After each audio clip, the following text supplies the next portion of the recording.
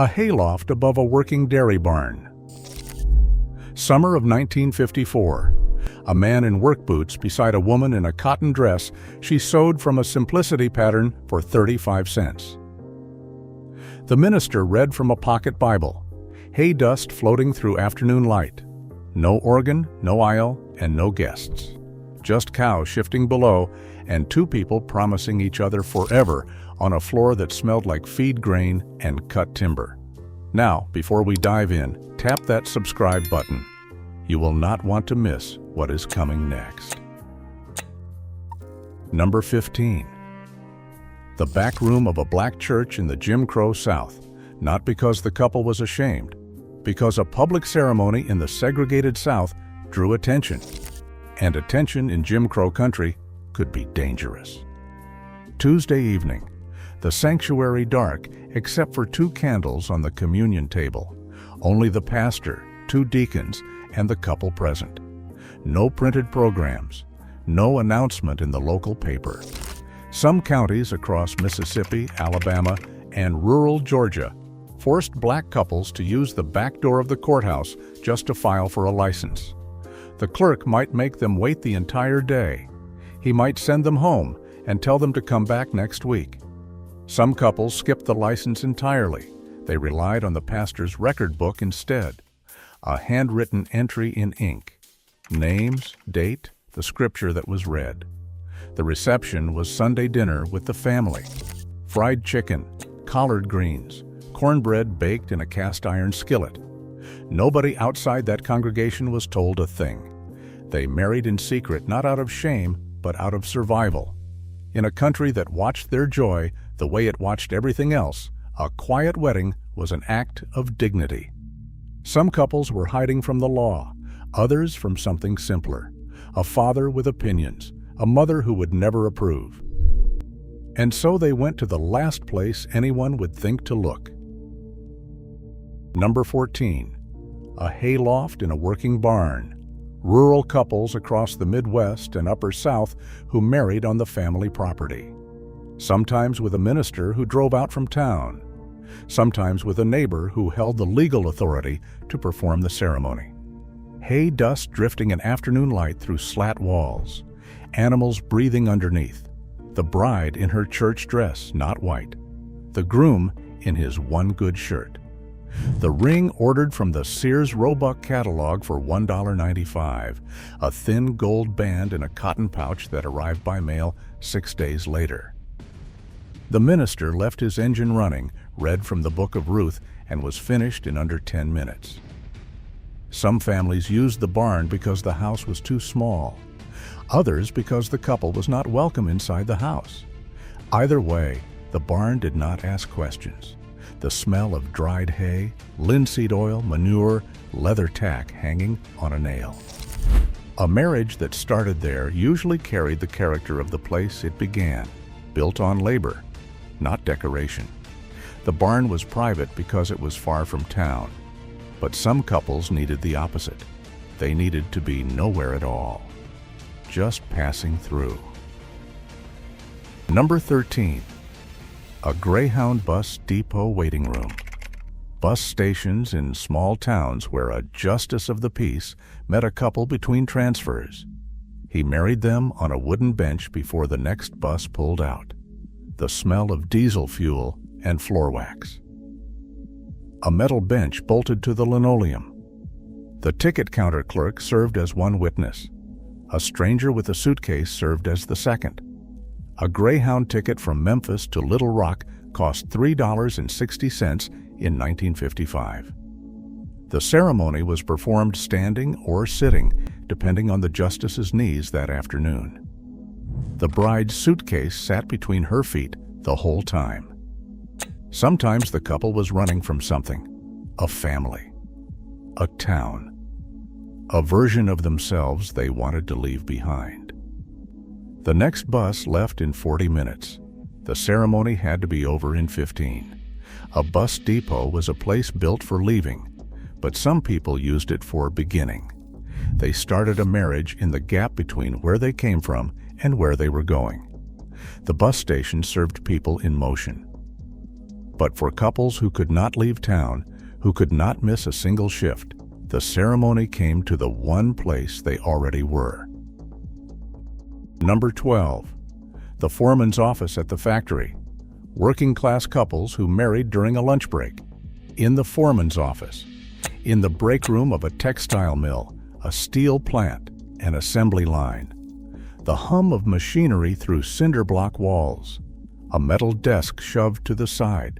Shift charts still pinned to the wall behind the couple. 2 co-workers from the line stood as witnesses, still in coveralls. The minister arrived at noon. The ceremony was done by 12:15. The groom clocked back in at 12:30. No cake, no reception. Maybe a Coca-Cola from the break room machine for a nickel. Steel mills in western Pennsylvania, textile plants across the Carolinas, assembly lines in Flint, Detroit, and Akron. They married between shifts because every hour off the floor was money they did not have. So the ceremony fit inside a lunch break, and nobody on that floor said a word about it, because everyone there understood exactly what was at stake. The factory was about necessity, but some couples chose a different kind of hiding, not from the boss or the clock, from everyone. Number 11. A motor court room on a 2-lane highway. Roadside motor courts were the forerunners of the modern motel. A couple checked in under a name that may not have been real. A justice of the peace knocked on the door at the agreed time, and by morning they were married. A room that cost $2.50 a night. A chenille bedspread pulled tight across the mattress. A Gideon Bible in the nightstand drawer. A neon sign buzzing outside the window, the word vacancy glowing pink through the glass. The motel owner or the maid served as witness. Some motor courts along Route 66 advertised discreet wedding services on hand-painted roadside billboards. No questions, no paperwork beyond the license, no memory of your face after checkout. Howard Johnson's and Holiday Inn erased the motor court by the 1970s. But before that happened, a motor court room was the most anonymous place in America. For a couple who needed to disappear for one night and come back different, it was enough. 5 places gone already. Notice what they share. Not one of these couples was doing anything wrong. They were being young, or poor, or black, or pregnant, or in love with someone their family would not accept. And the places that married them did not ask why. They asked 2 questions. Are you of legal age? Do you both consent? Then they said the words. Number 10. The county courthouse after midnight. County clerk offices where a justice of the peace unlocked the side door after hours. Not the main entrance. The side door. For a couple who could not afford to be seen in daylight. Fluorescent lights humming in an empty hallway.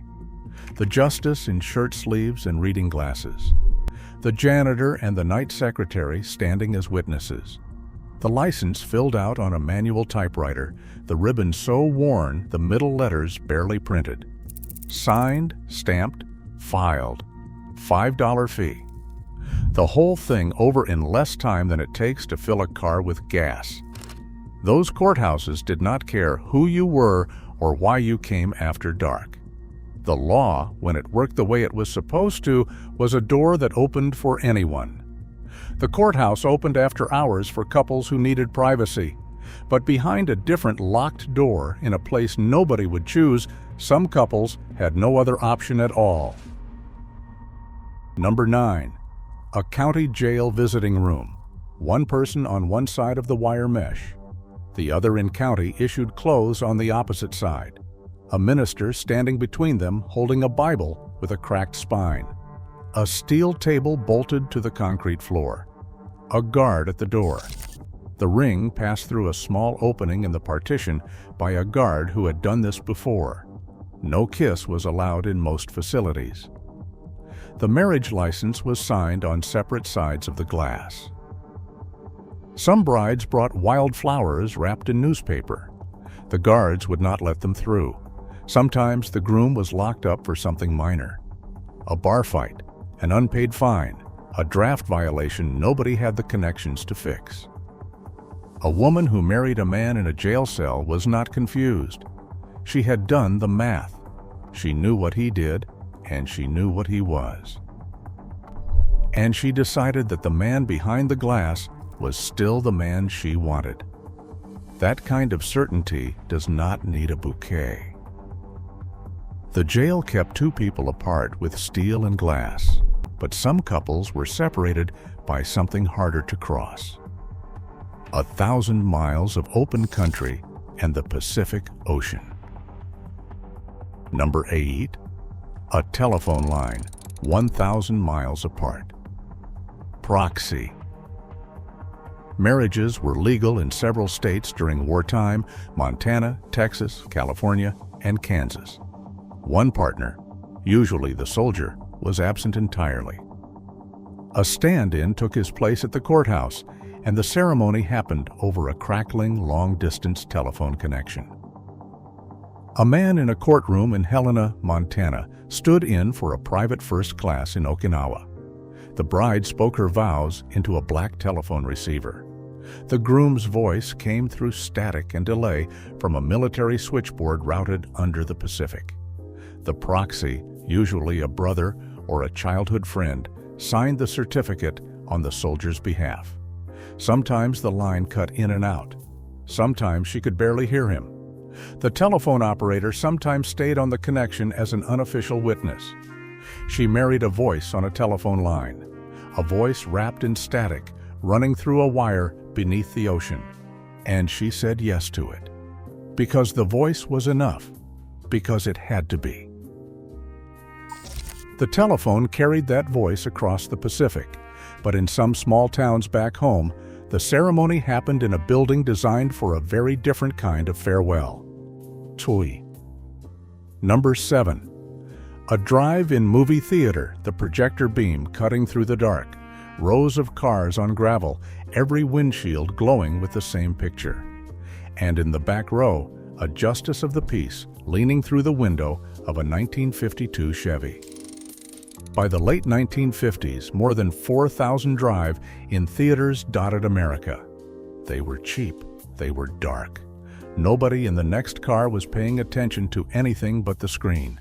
The couple in the front seat, the justice standing outside, the speaker box crackling with dialogue from whatever picture was playing. The ceremony happened between the coming attractions and the second feature. Two witnesses in the back seat. The ring slipped on by the glow of a movie screen. The certificate signed on the dashboard with a pen from the glove box. A drive-in was the only public place in America where you could be surrounded by hundreds of people and still be completely alone. You paid at the gate. You parked in the dark. And whatever happened in your car was yours. Fewer than 300 drive-ins remain in the whole country now. The speaker poles stand in rows like grave markers for something America used to be. Number 6. A boarding house parlor. The shared front room of a working-class boarding house. A mill town, a mining town, a port city. Two people living under the same roof who married quietly while the landlady dried her hands on her apron and signed the certificate as witness. Lace doilies on second-hand furniture. A coal stove ticking with heat. Other boarders listening from the hallway. The minister read the vows in Polish or Italian or Yiddish. The couple repeated them back in broken English, stumbling over words they would spend the rest of their lives learning. Room and board cost between $4 and $7 a week. The parlor smelled like boiled cabbage, lye soap, and coal dust. No photograph was taken. Most boarders did not own a camera. They married in someone else's house because they did not have one of their own. The landlady witnessed it because she was the closest thing to family they had in this country. That parlor held more courage per square foot than any cathedral ever built. The boarding house was home for people who had nowhere else. But for young men about to ship overseas, the last place they could call home was a cinder block building on a military base. Number 5. The military chaplain's office on base. Korea, 1950. A private first class with 3 days before his unit shipped out. The girl he had been writing to since boot camp took a bus to the base gate carrying a borrowed dress in a paper bag. A cinder block chapel with folding metal chairs and a plain wooden cross on the wall. The chaplain performed the ceremony between 2 other appointments that afternoon. No rehearsal, no reception, no family present. She wore the borrowed dress. He wore his uniform because he owned nothing else. The ring cost $8 at the base post exchange, a simple gold band in a small cardboard box. The honeymoon was one night at a motor court outside the base gate. By sunrise, he was on a troop transport heading west. Those marriages were not impulsive. They were the opposite, made by people who understood that time was not guaranteed, that if you wait for the perfect moment, the moment might never come back. The chaplain married them because the clock was running out, but some couples were not in any hurry at all. They simply wanted the quietest possible version of forever. Number 4. The preacher's kitchen. Not a chapel, not a courthouse. The minister's own house, his living room, his kitchen table, the most common secret wedding venue in mid-century America, and the one nobody ever photographed. A phone call after supper. A young couple at the screen door. Her in a good dress, not white. Him in a pressed shirt with the collar buttoned all the way up. The minister's wife stood as one witness. A neighbor pulled from the porch next door stood as the second. The ceremony on the braided rug between the sofa and the fireplace. 5 minutes. A reading from scripture, a short prayer. A signature in a small leather-bound book. Sometimes the minister's wife offered coffee and pound cake afterward. Sometimes the couple was back in the car before the porch light was turned off. The fee was whatever you could afford. $2, $5. Sometimes just a handshake. Nobody was turned away for being short on money. No aisle, no organist, no photographer. Just the quietest version of forever a person could ask for. It happened every single week in every small town in this country for the better part of 100 years. The preacher's kitchen was about choosing simplicity. But the next place on this list was not a choice at all. The ceremony happened there because the clock had run out completely. Number 3. A hospital bedside. A ward nurse picking up the telephone and calling the chaplain. A minister arriving with the marriage license already filled out in his coat pocket. The bride standing beside a hospital bed in her street clothes. The groom propped on pillows with a broken leg from the mill, the mine, or the tractor that rolled on a wet hillside. Or the opposite. A young woman in the labor ward. The man beside her still in his work boots, sawdust on his cuffs. The ring slipped on her finger between contractions. The nurse and the orderly at the foot of the bed as witnesses. The certificate signed on the rolling bedside tray. Sometimes the couple had been together for years and never found the time. Sometimes the time found them. A doctor's quiet word in the hallway. A baby arriving ahead of schedule. A wound that was not going to wait. Nobody gets married in a hospital because they want to. They marry there because they have run out of reasons to wait. And there is something in that urgency that every decorated ballroom in America has never once been able to touch. The hospital was about the body making the decision, but the next place was about a different kind of pressure. Not from the body, from the family, from the neighbors, from the calendar and the math. Number 2. The family living room, the bride's parents' house. A minister called on short notice. A ceremony performed in front of the fireplace. Not because 2 people chose each other freely, because the alternative was ruin. A missed period. a conversation behind a closed bedroom door, a telephone call to the boy's family that nobody wanted to make, the minister arriving within the week, both families in the living room, the bride not showing yet, or barely, the dress bought at Penny's the day before, nice enough, but not quite white, the groom in his Sunday clothes, jaw set tight, the father of the bride standing behind them with his arms crossed.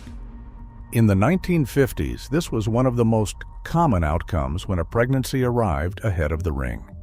No announcement, no party. The neighbors could count on their fingers. A baby born 7 months after the wedding told the whole story without anyone saying a word. Those marriages were not about love, they were about arithmetic. But here is the part nobody expected. Some of them, a surprising number of them, turned into the real thing. Two people pushed together by circumstance who decided quietly, over the years and the children and the arguments at midnight, to stay.